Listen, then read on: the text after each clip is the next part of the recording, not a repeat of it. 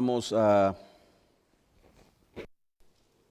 entrar a la palabra de Dios. Quiero arrancar de una vez.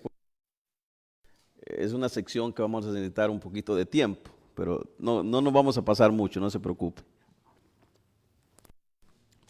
Gálatas capítulo 2, versículos del 1 al 5. Cuando usted lo encuentre, me contesta con un amén.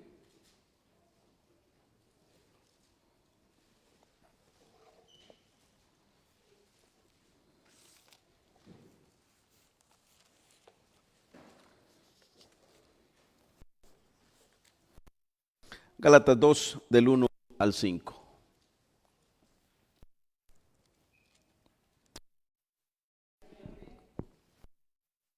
Dice: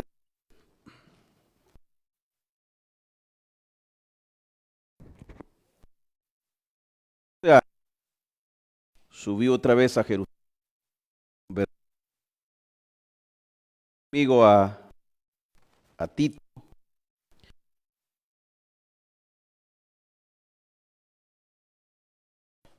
perdón hermano, déjeme arreglo esto. Versículo 2. Pero subí, y para no correr vano, expuse en privado a los que tenían cierta reputación que predico entre los gentiles. Mas ni aun Tito, que estaba conmigo, el griego, fue obligado a circuncidarse. Y esto a pesar de los falsos hermanos introducidos a escondidas, que entraban para expiar nuestra libertad que tenemos en Cristo Jesús, para reducirnos a esclavitud. Padre, gracias. Gracias te damos por cada uno de los hermanos que tú pusiste en sus corazones ese deseo de poder estar aquí en tu casa, lugar donde juntos queremos ser edificados, queremos ser guiados a la luz de tu palabra. Permítenos ser esos recipientes, que tu palabra caiga ahí y edifique nuestra vida, edifique nuestra alma, nos guíe a toda verdad, como el Espíritu Santo nos ilumine y nos haga entender que te necesitamos cada momento. En el nombre de Cristo Jesús oramos. Amén y amén. ¿Pueden sentarse, hermanos? Defendiendo la libertad en Cristo, la suficiencia del Evangelio de gracia.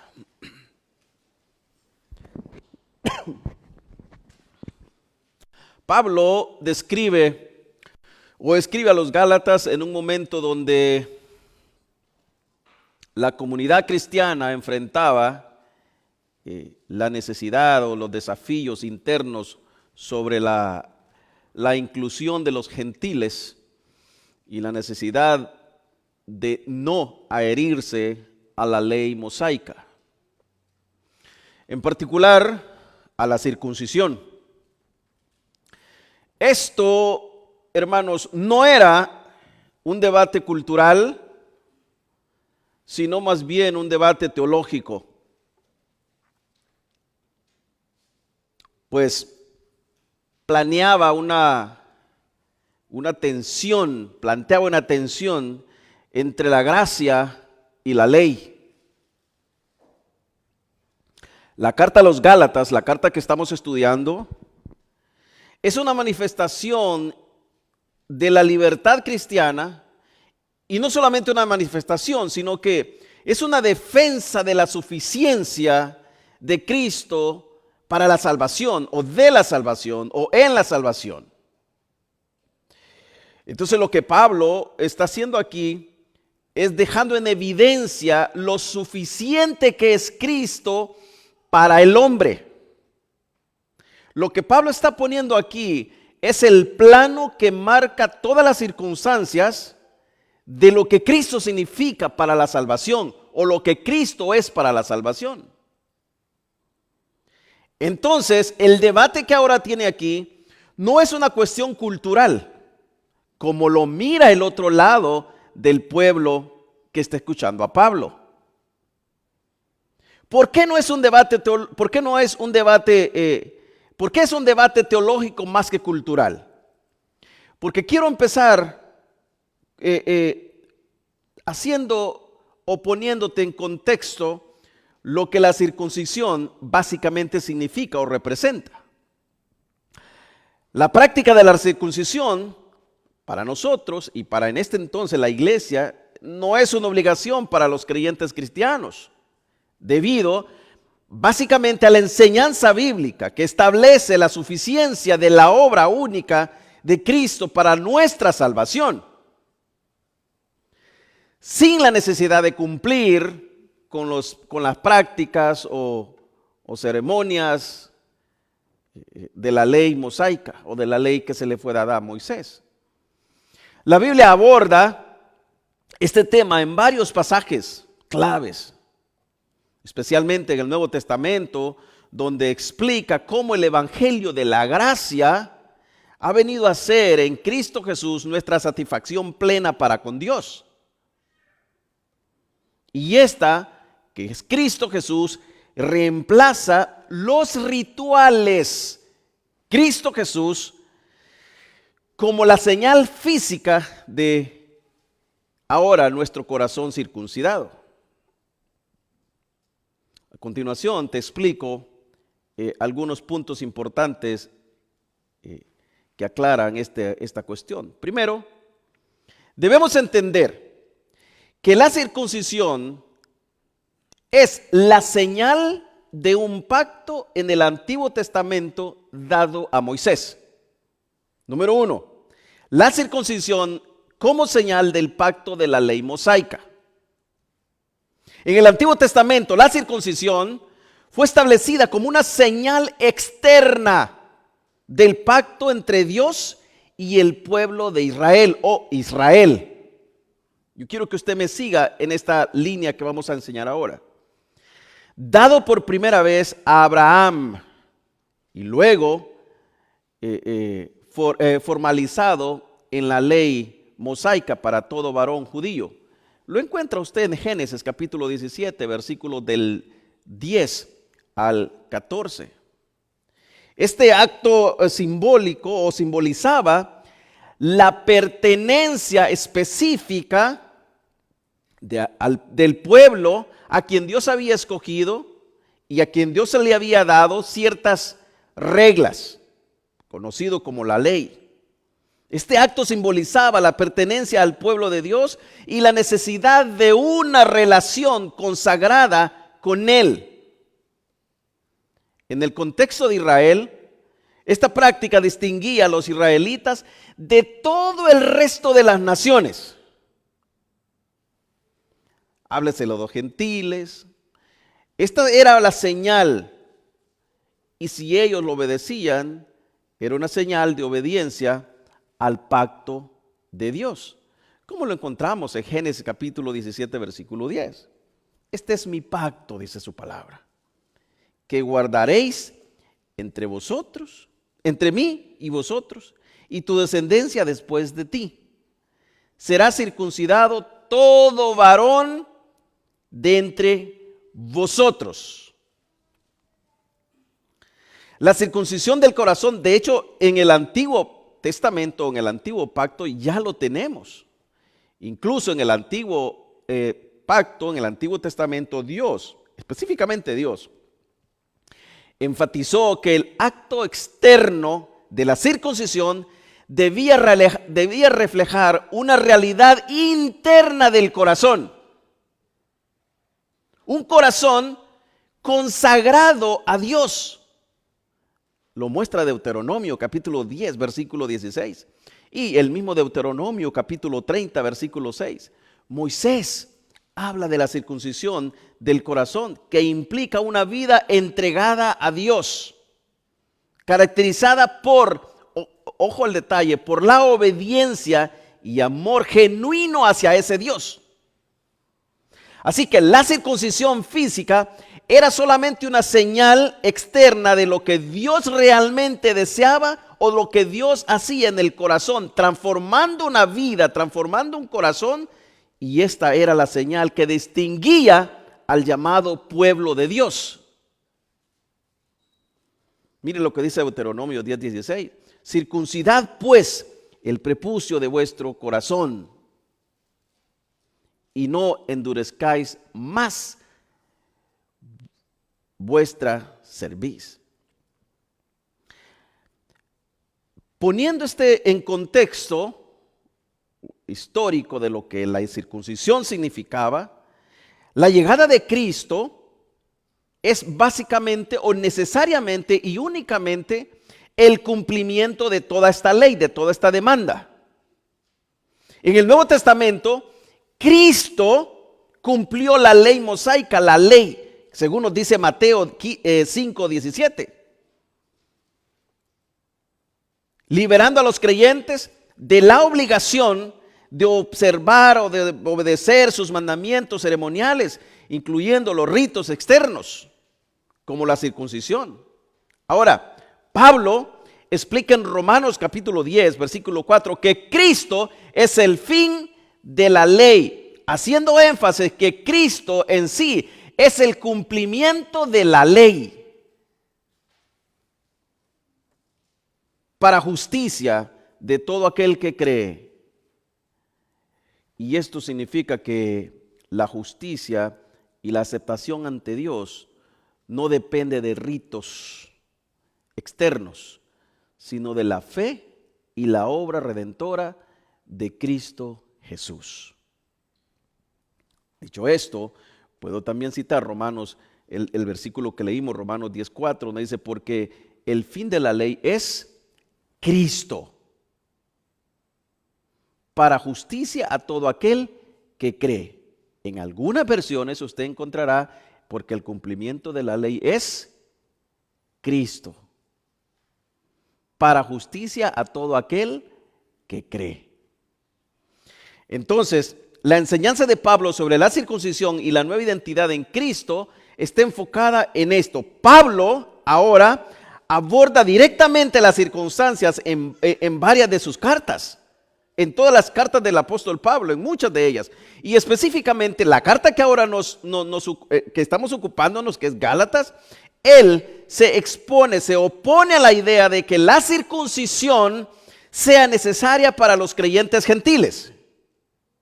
Lo que Pablo está haciendo aquí es, como le dije al principio, es extendiendo el plano encima de la mesa de lo que él y la palabra de Dios ahora les va a decir al resto de la congregación y lo que nos está diciendo ahora a nosotros. Les está diciendo que Cristo Jesús es suficiente para todo lo que el hombre necesita. Les está diciendo que Cristo Jesús es todo lo que el hombre necesita. No solamente es suficiente, sino que es lo único que el hombre necesita o que nosotros necesitamos. Entonces, él se opone a la idea de que la circuncisión sea necesaria para los creyentes gentiles, porque esto implicaría que la obra de Cristo es suficiente. Él argumenta que nuestra identidad como hijos de Dios no depende de una señal externa, sino de un corazón puramente transformado. Y que ahora el corazón que se nos ha sido insertado es un corazón de carne. No es una circuncisión física, sino la fe en Cristo, lo cual es el único que nos justifica. Mire lo que dice Gálatas 5:6. En Cristo Jesús ni la circuncisión vale nada, ni la incircuncisión, sino la fe que obra en el amor o por el amor. Gálatas 6:15. Porque ni la circuncisión ni la incircuncisión sino una nueva creación. Básicamente es un versículo paralelo a Gálatas 5:6.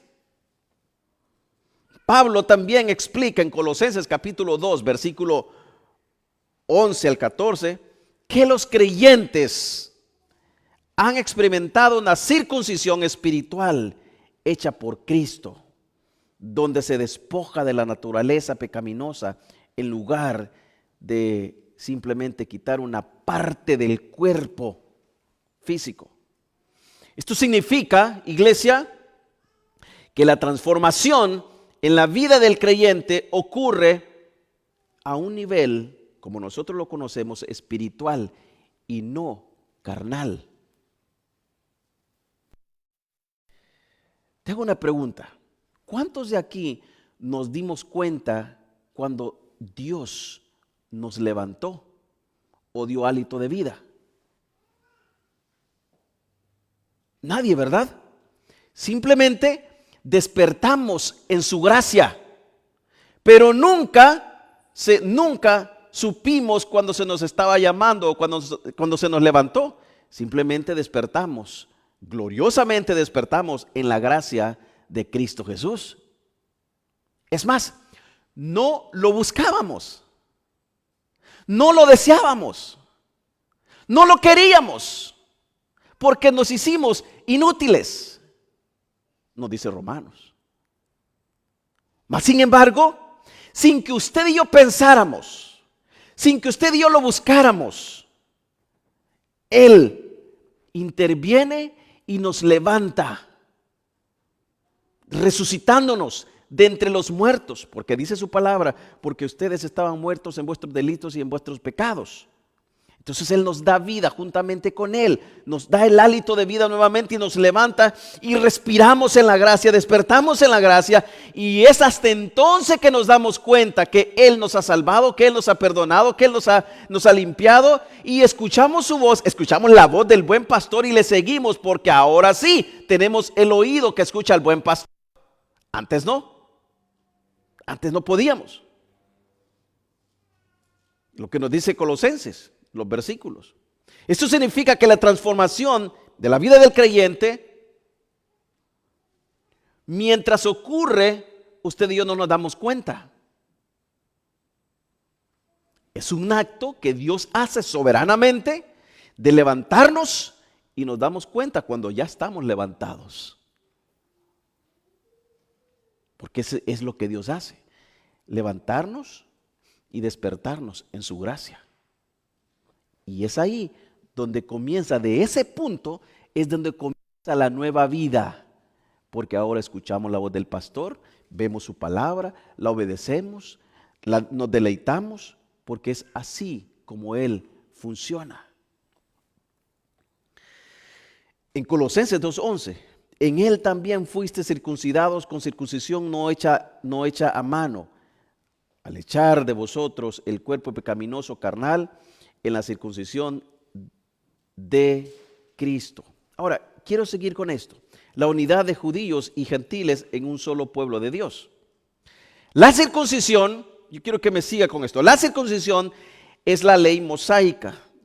En la ley mosaica se distinguía al pueblo de Israel por esto de las demás naciones. Sin embargo, en el Nuevo Testamento, el Evangelio revela que en Cristo ya no existe distinción entre judíos ni gentiles. Todos somos parte del mismo pueblo por medio de la fe. No por medio de una señal hecha a mano, sino por medio de la fe. Esto se menciona en Efesios capítulo 2, versículo 11 al 22, donde Pablo afirma que Cristo derribó la pared divisoria que separaba al judío y al gentil, uniendo a ambos en un solo cuerpo. Así, la circuncisión física ya no es necesaria, pues nuestra unión con Cristo y entre lo que Cristo ha hecho, nos ha unido. La unión que Él ha hecho con Dios y entre nosotros se basa en Cristo, quien ha hecho de todos los creyentes un solo cuerpo o un solo pueblo. Efesios 2:14, porque Él es nuestra paz, que de ambos pueblos hizo, ¿cuántos hizo, iglesia? Uno, derribando la pared intermedia de separación. En un pequeño resumen de este contexto histórico que te estoy dando, ¿por qué no practicamos entonces, o por qué el pueblo no debe, o la iglesia no debe practicar la circuncisión? Número uno, porque la circuncisión tuvo su cumplimiento en Cristo Jesús. En Cristo Jesús, dice Efesios 2:14, fuimos circuncidados. En Cristo. Dice, porque Él es nuestra paz, que de ambos pueblos es uno, derribando la pared. Perdón, es el versículo anterior, quiero recitárselo. En Efesios del 11 al 12. Usted lo encontrará ahí. Primero, ¿por qué no lo practicamos? Por el cumplimiento de la ley en Cristo. La circuncisión formaba parte del pacto de la ley que Cristo cumplió y por tanto no es necesario para la salvación, porque Cristo Jesús es ahora el cumplimiento. Número dos, la fe en Cristo como el medio de la justificación. Ahora, solamente en Cristo podemos ser justificados. La salvación, iglesia, proviene por medio de Cristo Jesús. La salvación viene por la fe en Cristo, no por las obras externas, como lo hacía la circuncisión. De hecho, esta señal hacía que el pueblo judío caminara erguidamente sobre el resto de las naciones.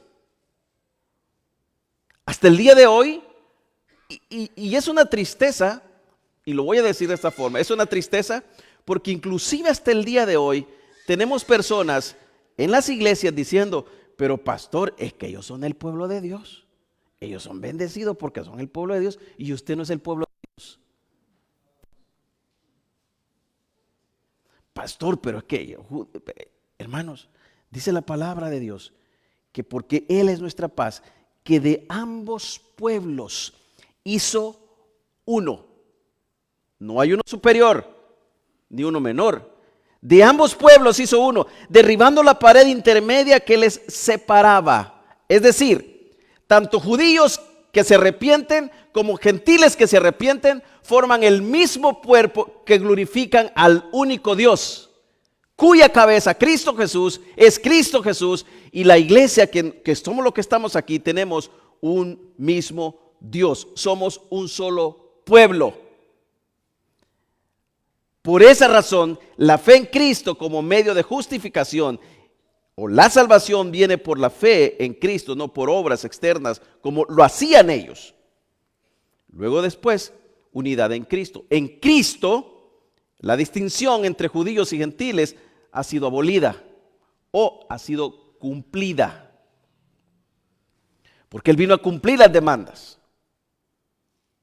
haciendo innecesarias las señales ceremoniales como la circuncisión y muchas de las prácticas que hasta el día de hoy algunos practican y algunas iglesias practican. Nosotros no. Nosotros creemos fielmente en la palabra de Dios y lo que Pablo nos va a plantear ahora en la carta a los Gálatas, diciéndonos esto: hermanos, Cristo Jesús es suficiencia total para la necesidad del hombre. El hombre no necesita agregar nada más. ¿Por qué? Porque la circuncisión es en el corazón en lugar de una señal externa. Dios busca una transformación interna en el creyente reflejada en la circuncisión del corazón y en la renovación espiritual. Entonces, arrancamos ahora con nuestro mensaje. En el primer siglo, la iglesia primitiva vivía una transición de ser una secta dentro del judaísmo. Y esta transición le estaba dando problemas, porque era considerada una secta dentro del judaísmo, a convertirse en una fe universal que incluía tanto judíos como gentiles. Ahora sí, ahora la iglesia está en una situación y es por esa razón que el apóstol Pablo nos va a llevar aquí, porque la iglesia está pasando un momento de separación de ciertas creencias, de separación de ciertas prácticas, de separación de ciertas fiestas, y ahora Pablo lo que viene a hacer es a reafirmar la fe de lo que ellos han creído, del evangelio que les ha predicado, de lo que les ha enseñado, y viene a reforzarles diciéndoles: ustedes han creído en el evangelio, ustedes han sido salvos por Cristo, ustedes han creído en el único Hijo de Dios, pues ese Hijo de Dios es suficiente para nuestra salvación y no necesitamos hacer algo más, como nos están enseñando esto, para que Dios los pueda aceptar. Pablo y los apóstoles enfrentaban la presión de ciertos grupos, a menudo llamados judaizantes, quienes creían que la fe en Cristo debía ser complementada por observancias o por la obediencia de la ley mosaica. La mención de su viaje a Jerusalén, en Hechos capítulo 15, hace básicamente una conexión completa de lo que es la carta a los Gálatas. Si usted le presta atención, si usted quiere hacerlo, léalo en su casa, Hechos capítulo 15.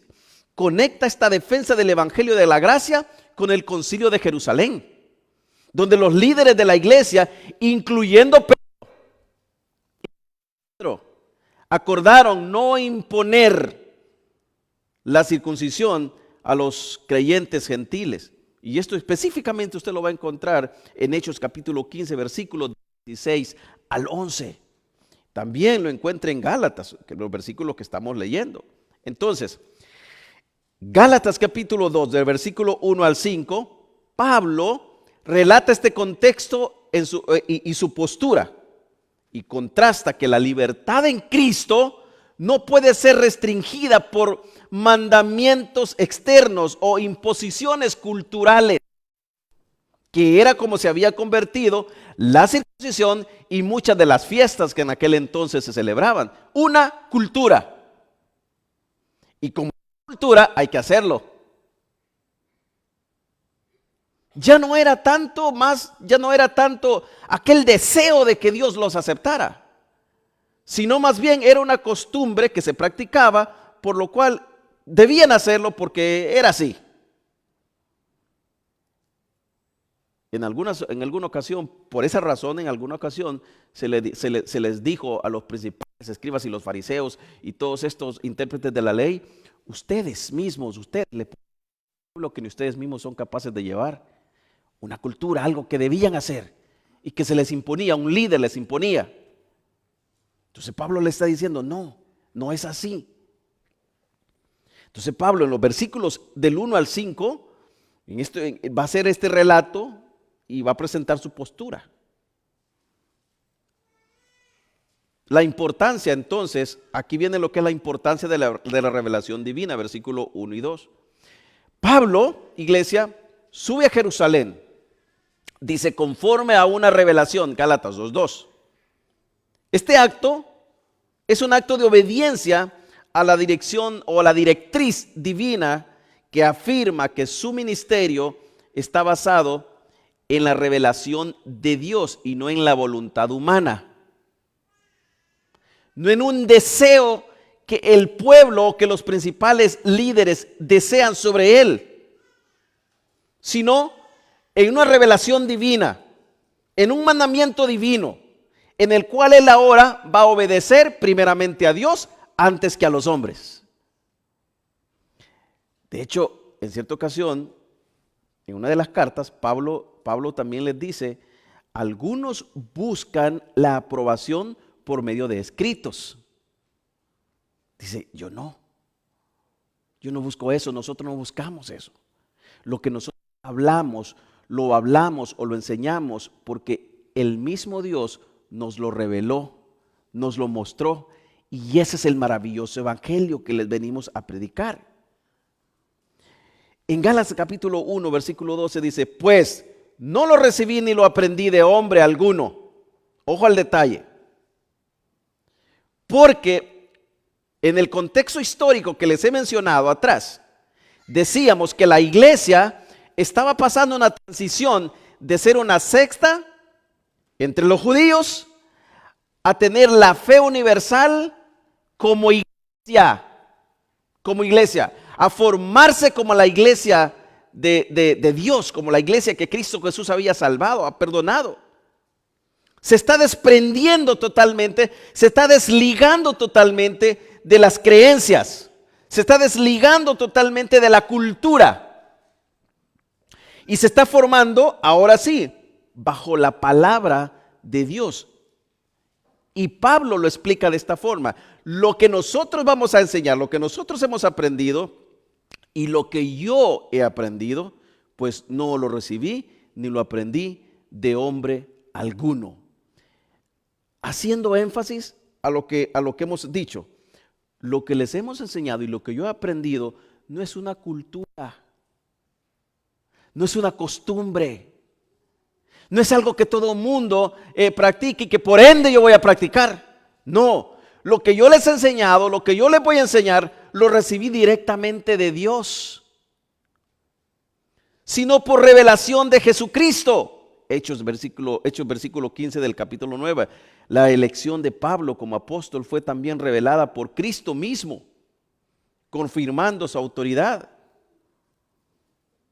Y dentro de esto podemos sacar una pequeña implicación: confianza en la soberanía de Dios, no en lo que los hombres puedan imponer. Pablo no busca la aprobación humana, sino que se somete a la guía de Dios, confiando en su soberanía. Esto implica que nuestras decisiones, iglesia, o nuestras decisiones y enseñanzas deben alinearse con la revelación de Dios o la palabra de Dios. Te lo digo de esta forma: todo lo que tú eres, todo lo que yo soy, debe estar alineado en las Sagradas Escrituras.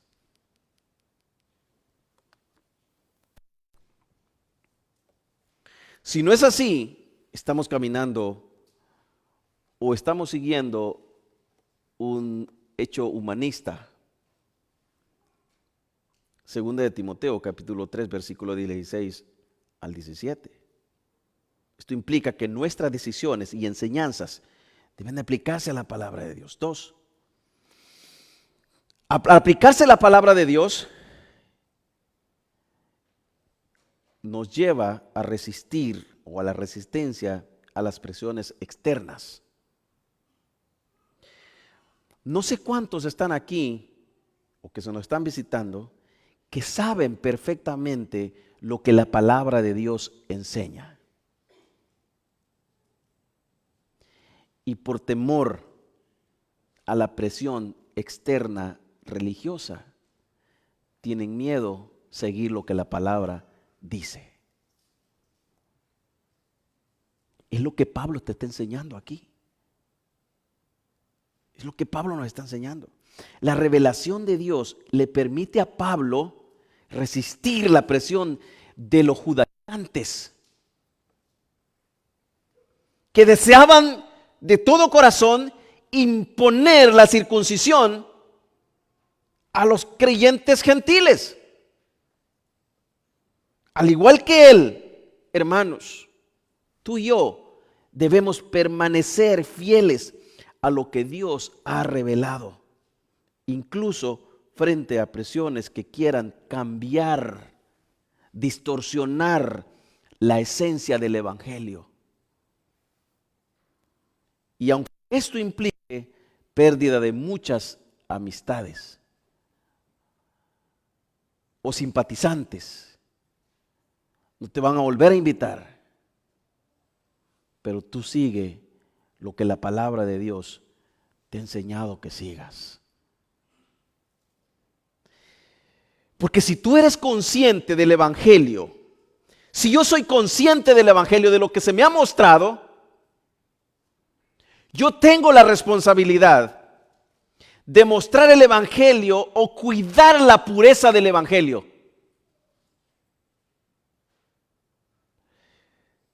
Si yo me hago al lado de los judaizantes, que ahora podrían ser pues cualquier denominación o religión o secta, lo que se llame,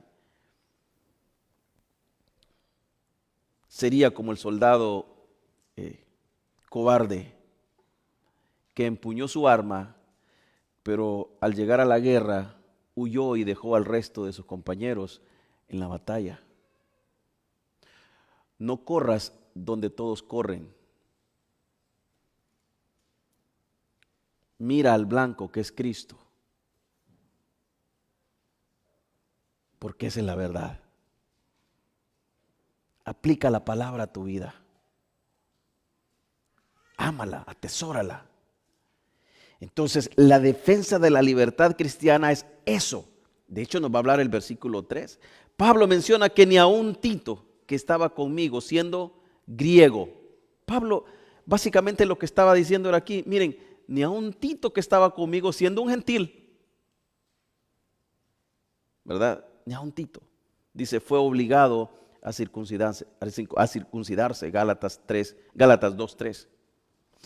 Fíjese que aquí Tito representa básicamente la libertad en Cristo. Libres de ritos judíos para la salvación. Tito nos representa a nosotros. Libres de cualquier cosa que pensemos o se piense que se le pueda agregar a la salvación. Tito es el ejemplo de la libertad cristiana, que estaba ahí. Estaba Pedro, y ni aun él lo obligó, porque lo dice. Usted lo puede encontrar en Hechos capítulo 15, versículo 8 y 9.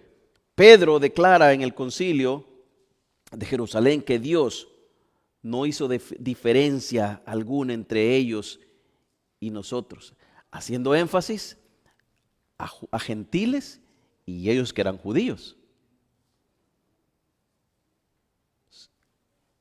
sino que los unió, no haciendo diferencia. No hizo diferencia alguna entre ellos y nosotros, dice Hechos 15 del 8 al 9. Y Romanos 8:2, porque la ley del Espíritu de vida en Cristo Jesús me ha librado de la ley del pecado y de la muerte. Y es que esto lo que hace, iglesia, es resaltar la suficiencia de la gracia. Tito es un ejemplo de la suficiencia de la gracia, ya que su aceptación ante Dios no depende de un hecho, de un rito externo que se pueda mostrar. Te lo pongo de esta forma, y quizás puede ser un ejemplo medio vago, perdóneme por la palabra, pero que usted venga de saco y corbata no garantiza que usted tiene un corazón cambiado. Usted puede venir con el mejor vestido, usted puede venir con el mejor pantalón, con la mejor camisa y ser un total rebelde. Con esto no digo que usted va a venir degeneradamente. Lo que estoy diciendo es que Dios, cuando te transforma y todo lo que quieres hacer es glorificarle a Él en todo lo que haces. Dicho esto, cuando Él transforma nuestro corazón, ahora sí, glorificamos al Señor y todo lo que hacemos, lo hacemos como para el Señor. Llámese lo que sea, trabajo, vestimenta, todo, que glorifique a Dios. Porque no se trata de un hecho externo, se trata de un hecho que fue mucho más allá, fue interno y comenzó a trabajar de adentro para afuera. Y ahora somos cartas leídas ante el mundo. Ante el mundo. Ahora, dentro de este contexto, Efesios nos habla, Efesios 2, 8 y 9, también nos habla. respecto por la diversidad en la fe. La iglesia se compone de individuos de diversos contextos culturales y no depende de prácticas rituales o culturales específicas para la aceptación en Cristo. Esta diversidad nos recuerda que en Cristo no hay diferencia. No hay diferencia entre judíos y gentiles. No hay diferencias culturales que ahora. Fíjese que nosotros tenemos el privilegio que vivimos en un país multicultural, ¿verdad? Si usted mira a la derecha, a la izquierda, enfrente, atrás, estamos rodeados de hermanos de muchos países. Pero eso se lee bajo el contexto cultural. Bajo el contexto bíblico, nosotros sabemos que somos un solo pueblo. Somos un solo cuerpo. Que la misma sangre que lavó los pecados del hermano de Sudamérica, lavó los pecados del hermano de Asia, lavó los pecados de los hermanos de América, lavó los pecados de todos, la misma sangre. Tenemos el mismo Padre, tenemos el mismo Redentor, tenemos el mismo Mediador, tenemos al mismo Dios. La misma sangre, la misma gracia los unió para vivir como un cuerpo cuya cabeza es Cristo. No hay diferencia. Hermanos, quitémonos esa careta de falsedad que muchas veces, porque mi estatus es más grande que el tuyo, crees que puedes más o crees que sabes más.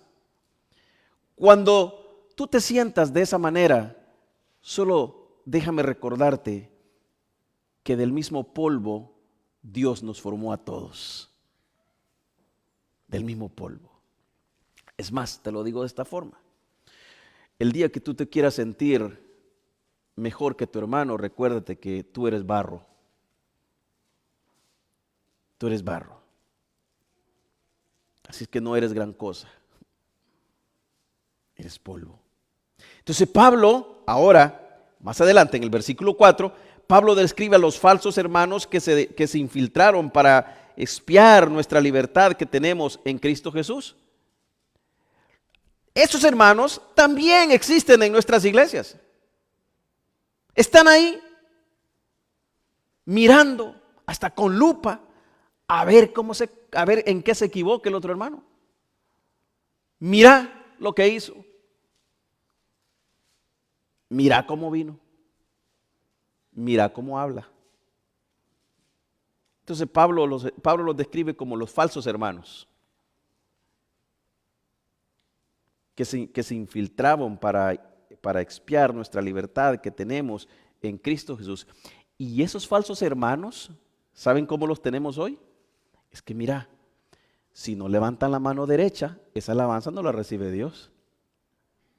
Si no levantan las manos, Dios no recibe esa adoración. Si no brincan, el Espíritu Santo no está con ellos. Si no se arrodillan, la oración no la recibe Dios. Obras.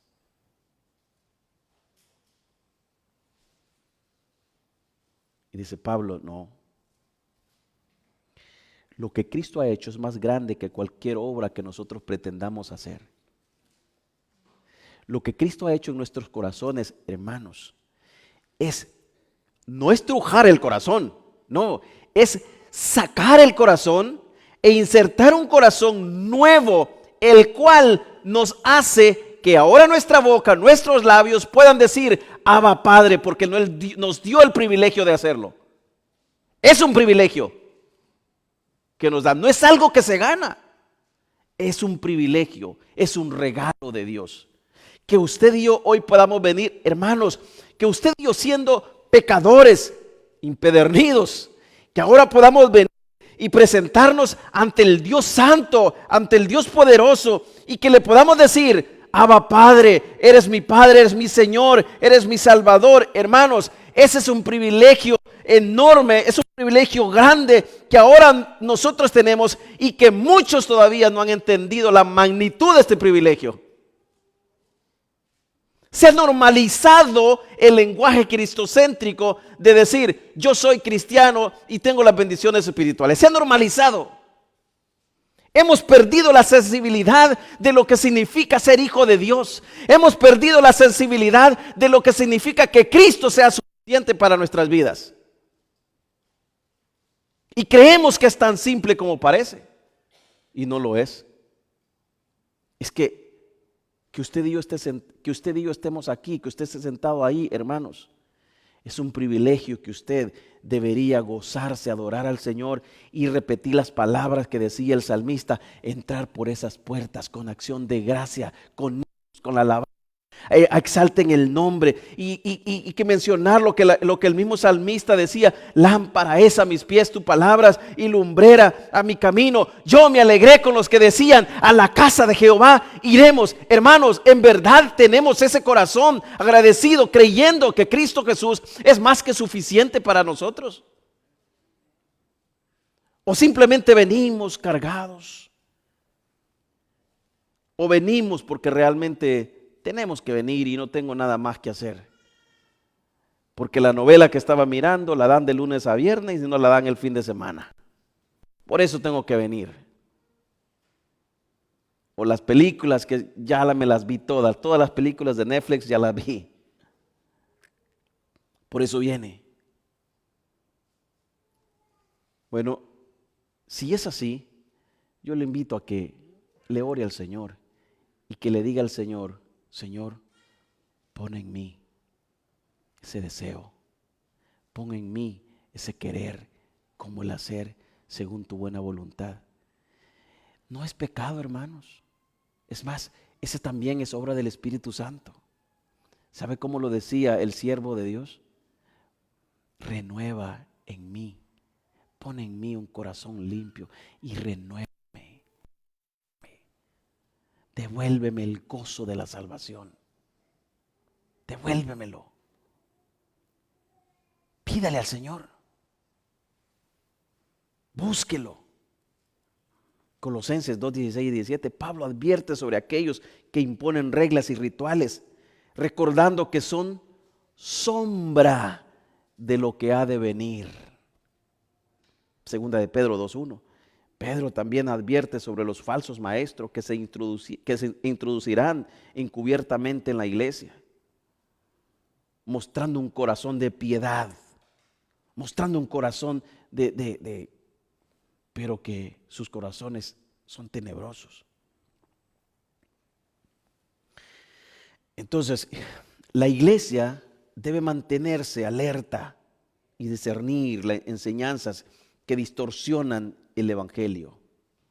Pero para eso, tú tienes que escudriñar las escrituras.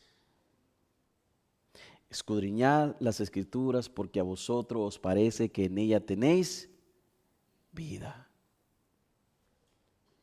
Es bonito escuchar los predicadores que nos edifican con la palabra de Dios. Es hermoso, aprendemos. Pero su obligación es escudriñar usted las escrituras. Mi obligación es abrir las sagradas escrituras. Es bonito. Miren, el grupo de hombres, los hermanos comparten prédica, comparten pensamientos y es bonito. Pero eso no es todo. Usted tiene obligación de usted sentarse, leer la palabra de Dios y usted que la palabra de Dios, que el Espíritu Santo le comience a hablar a usted. Ser guiado. No hay cosa más hermosa que cuando usted se siente y comience a leer la palabra de Dios comience a guiarlo, comience a hablarle y usted se siente identificado y comienza a decir: wow, qué hermosa es tu palabra, qué maravillosa es tu palabra, y lo estruja tanto que usted llega a momento de derramar lágrimas leyendo la palabra de Dios, porque es lo que provoca la palabra de Dios, porque es viva y eficaz. No se queda ahí nomás. Es viva. Y cada vez que la leemos, es ese pan, ese manjar, hermanos, que nos hace sentirnos saciados. Primera de Juan 1:4. Cada cristiano debe ser responsable de profundizar en la verdad del evangelio y no depender solo de lo que otros enseñan. Imagínese usted que Pablo hubiese dependido de lo que otros habían enseñado. En el momento que los estaban estrujando, en los momentos que los querían, los habían encerrado y los habían llamado y querían que ellos también hicieran cosas, ojo al detalle, hubiesen dudado.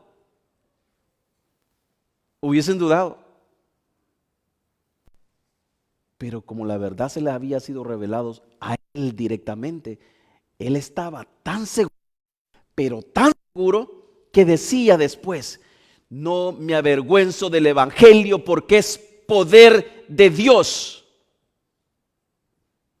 Y en sus cartas él dice: es con Cristo que estoy juntamente crucificado, ya no vivo yo, mas Cristo vive en mí. ¿Sabe, iglesia, qué es lo que va a despertar en usted? Es esto: cuando usted comience a leer la palabra, a escudriñar las escrituras, usted va a pasar de un convencimiento a una fe genuina, en la cual usted va a decir: ni la muerte ni la vida me podrá separar del amor que es en Cristo Jesús. Y usted podrá decir, y quizás yo podré decir también, ya sea que vivamos o sea que muramos, somos del Señor. Y no vamos a dudar en los momentos de dificultad, en los momentos en que nos pongan entre la espada y la pared, en ver qué vamos a decir. En que la fe que yo profeso es la fe que Cristo Jesús puso en mí, y que Cristo Jesús murió, y estoy consciente que su sangre ha lavado mis pecados. Con seguridad, con certeza, porque eso es lo que provoca su palabra. Entonces, decía, cada cristiano debe ser responsable de profundizar en la verdad del evangelio y no depender de lo que otros enseñan. Esta responsabilidad básicamente implica buscar el conocimiento bíblico para identificar y rechazar los errores doctrinales. Entonces, ¿cómo usted va a identificar los errores doctrinales si no profundiza usted en las Sagradas Escrituras? Va a vivir recomendando un predicador, el otro predicador, y va a decir: pero es que mira, Julano dice, Mengano dice, el hermano dice, y el hermano dice. Pero cuando comience a comer palabra de Dios, usted tendrá la certeza de decir: la palabra de Dios dice esto, y por eso lo creemos. ¿Qué importa lo que otro predicador diga? Lo que importa es lo que la palabra de Dios dice, y esa es su responsabilidad y mi responsabilidad. Ser edificado de tal manera. Entonces, esto lo que nos llevará es a la fidelidad a la verdad del evangelio. Vamos a estar conscientes de lo que creemos. Versículo 5. Pablo expresa que son... dice Pablo en el versículo 5, expresa que no decidieron ni por un momento, no cedieron ni por un momento a las demandas de los falsos hermanos, para que la verdad del evangelio permaneciera con vosotros. Gálatas capítulo 2 versículo 5. Su defensa no fue solo por convicción personal, sino para proteger la fe de toda la iglesia. Es decir, una vez tú te escudriñas las escrituras y estás consciente de la palabra de Dios, esa convicción que ahora te mueve, esa convicción que ahora te hace decir que amas al Señor con todo tu corazón, va a pasar de ser solamente tu convicción, sino que la vas a expresar al resto de la congregación, y va a ser un celo en el cual te vas a mover por proteger a los demás hermanos que están en el error, y los vas a guiar. Primera de Corintios 15, 1 al 2. Pablo recuerda a los corintios que el evangelio que les predicó y que es la base de la salvación, enfatizando la importancia de la verdad inalterada. Judas 1, 3. De hecho, Judas también exhorta a contender, un versículo que usted conoce muy bien, y lo conocemos muy bien, ¿verdad? A contender ardientemente por la fe que nos ha sido una vez dado a los santos.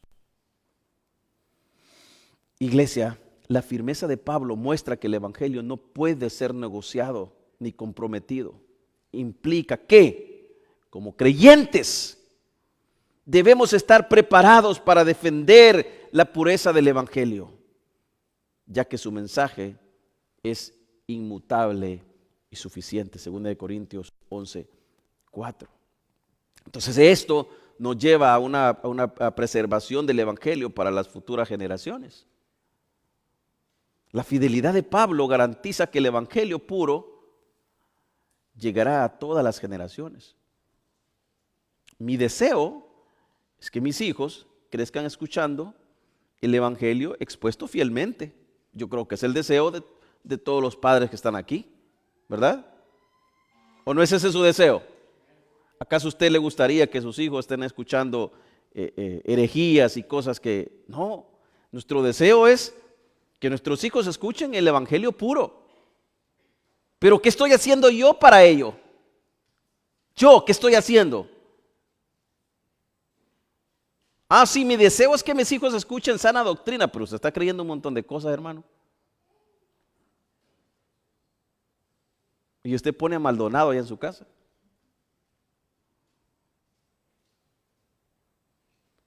Que ese deseo se convierta en una realidad en nuestras vidas, ¿verdad?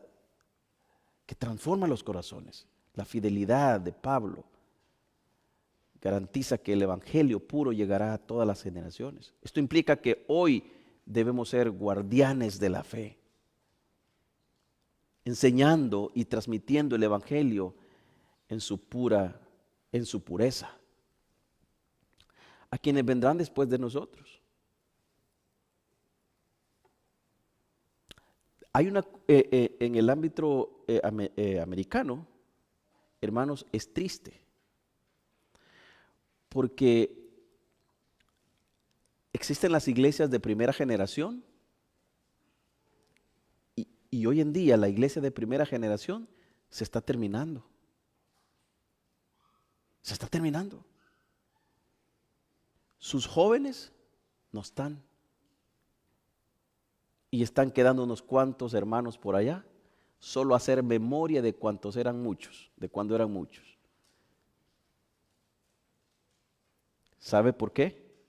Porque nunca se dieron la tarea de predicar el evangelio fielmente, tal como debe predicarse.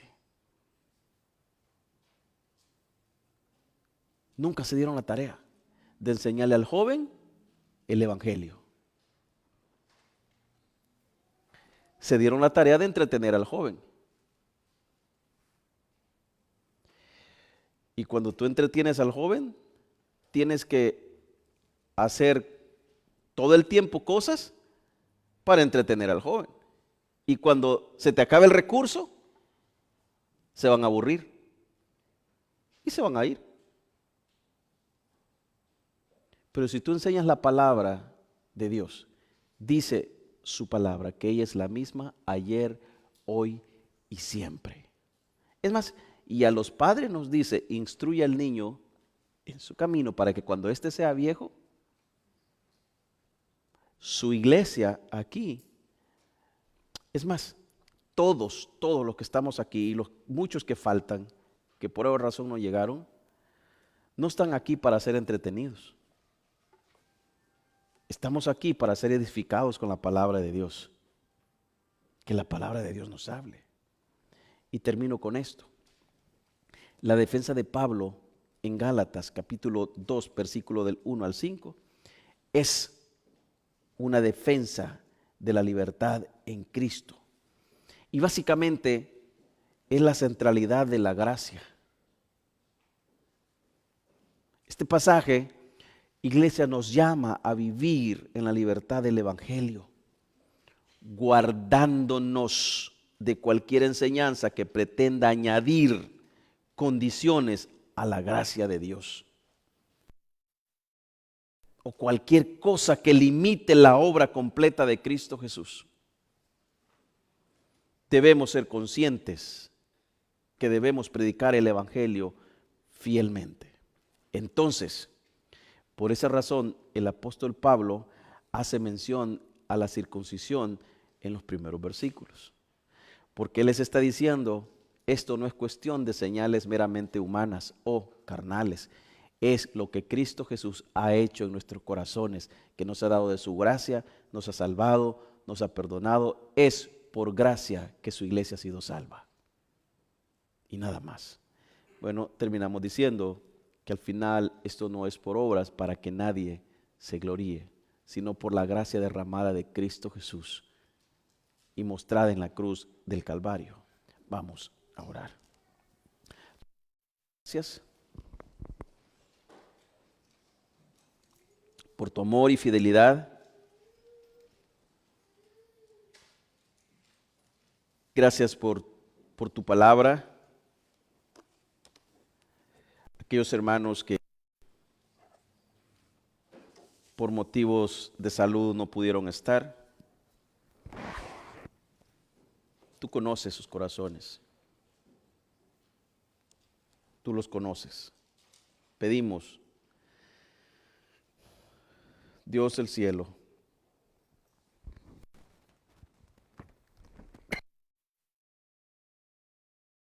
que sea ella llegando a sus corazones, que sea ella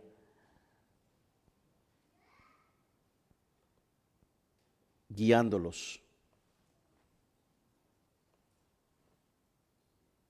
despertando en ellos ese deseo de ser guiados, transformados.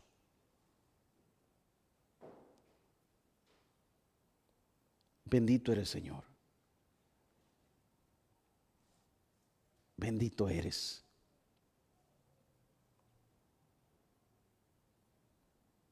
Gracias, Cristo. Gracias. Póngase de pie, iglesia. Cantamos.